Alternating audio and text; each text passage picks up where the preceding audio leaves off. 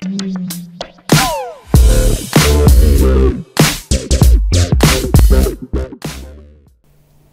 Internet and welcome to a special edition of 1 Minute News from 1 Minute Economics, an edition dedicated to the fact that the elections in France are finally over.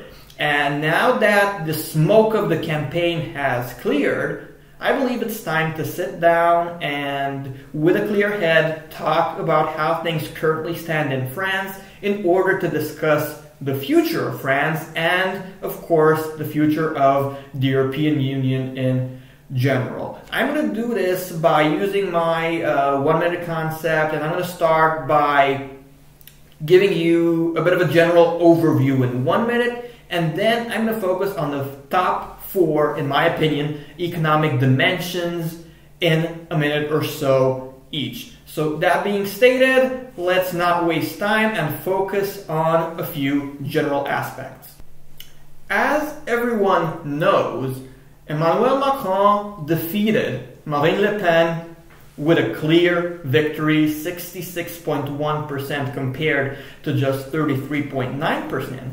And it's definitely an impressive victory. But now that the dust has settled, I think it's important not to, idealize anyone and instead to look at things rationally. Because one, it is true that Macron won because he convinced many people that he deserves their vote and so on. But two, it's just as true that it did help that he had a pretty poor candidate. I mean, everyone rallied against Le Pen. A lot of people wanted her not to win, and as such, Macron did receive quite a bit of support. And quite frankly, I don't know, if a cactus would have run against Le Pen in the second round of the French elections, I would have probably had more confidence in the chance of the cactus of winning compared to Le Pen. So for this reason, I think it's important to keep our feet on the ground and just focus on the real issues that France is facing. I think we shouldn't see Macron as, the providential figure that's going to save France, that's going to save the European Union, that's going to come here and rescue everyone. That's not going to happen. Emmanuel Macron is a politician who came to power with a clear mandate, in my opinion, based on the fact that the French people want change, but on the other hand, they also want a future in the European Union. So this is the mandate he needs to be focusing on. And for his sake, for the sake of France and for the sake of the European Union, I hope he manages to do that. Let's start by looking at things from the perspective of trade. And I'm sharing 2 images which should make it crystal clear that France belongs in Europe. You look at its imports, you look at its exports, you take a look at the images I've shared, and you cannot help but notice that 2/3 of its trading is done within Europe. And I'm convinced that people who are, worried about isolationism, who are worried about, if you will, the trading dimension, are relieved that France did in fact make a pro-Europe choice. This comes as, if you will, a much needed relief for the European Union, the elections in France, the elections in Holland as well, in light of the fact that, of course, as we know, the people of the United Kingdom voted differently. So it remains to be seen what's going to happen. It is clear that the people of France have chosen a different direction compared to their United Kingdom counterparts. And we're just going to have to see what happens. Now, in my opinion, I do believe that it would be in everyone's best interest to find a way to make the European Union work. It's not going to be easy. It's going to be a Herculean task. But if I have to choose between the European Union and isolationism, I'm sorry, but in my opinion, it's a clear choice, and I, for one, would choose the European Union. Moving on, we need to understand that the job of Macron will not be easy at all. And all we need to do is look at the current debt levels of France, and they are staggeringly high. At this point, the government debt to GDP ratio of France, and you can see it in the image I'm sharing, is 96%, which is considerably higher than the average for the European Union, which is 83.5%.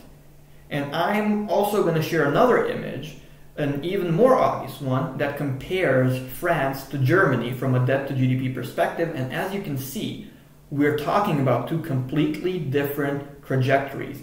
We're talking about France, a country which has had a debt level that continuously went up all the way to 96% on the one hand, and on the other hand, we have Germany, which managed to keep its debt to GDP ratio under control, and it's currently at just slightly above 68%. So is the government debt to GDP ratio of France the highest in the world? No, it's not.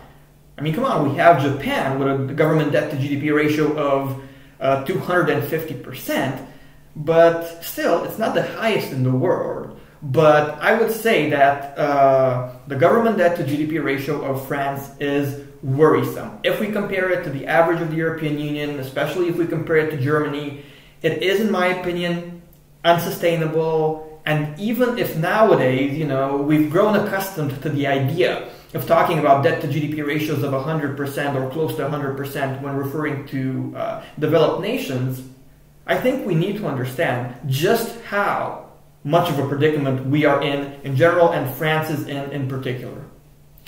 Let's not make the mistake of forgetting about employment.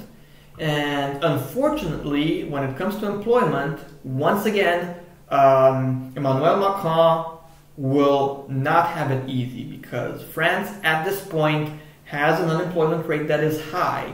It's 10%, 2 percentage points higher than the 8% or so average of the European Union. And this should, in my opinion, make everyone worried, because remember, we also think about the high debt to GDP ratio of France. So if anything, France and countries like it need people to have jobs, to be engaged in productive activities, activities that the government can tax, and use that tax money to, among other things, pay down the debt.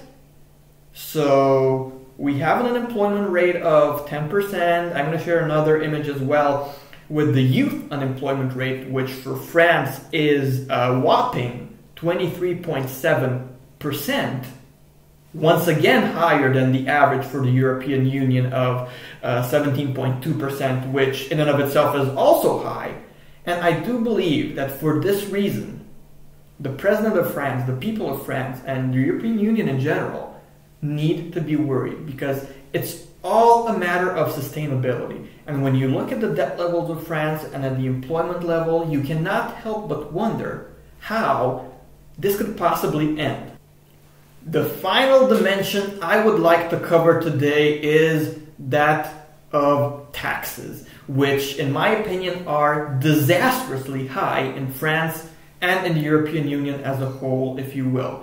I'm going to share an image which shows that, for example, the personal income tax rate in France is slightly over 50%, which is ridiculous. It's higher than the average for the European Union, which is 39%.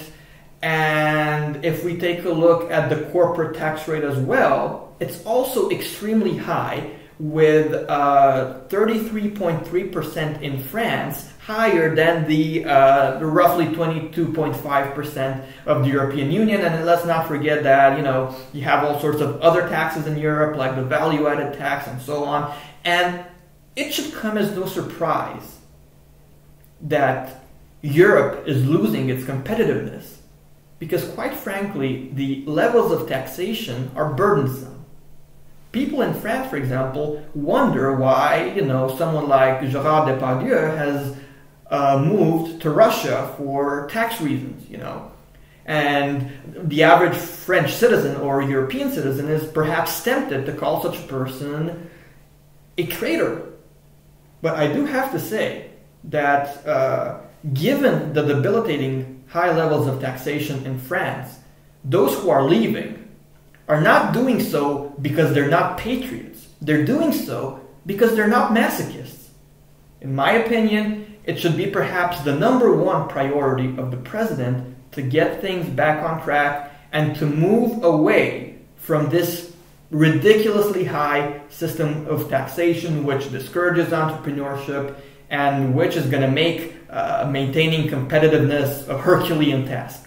That's it for today, guys, and I hope I've managed to make it clear why France is a country that desperately needs reform, and for the good of the French citizens and of the European Union in general, I might say. I do hope that President Macron manages to put a positive spin on things and get France out of this mess. On that note, I would like to thank you for tuning in to today's edition of 1 Minute News from 1 Minute Economics. As always, please like my videos, comment whenever you can, be active in the community, and subscribe to 1 Minute Economics if you haven't by now. Also, those who want to support the channel can buy my book, they can make donations through PayPal, Bitcoin, and so on. And if this is possible, if you're somebody who can support the channel financially as well, please head on over to 1minuteeconomics.com where you can find more info on how to do that. Thanks a lot, guys, and have an awesome week.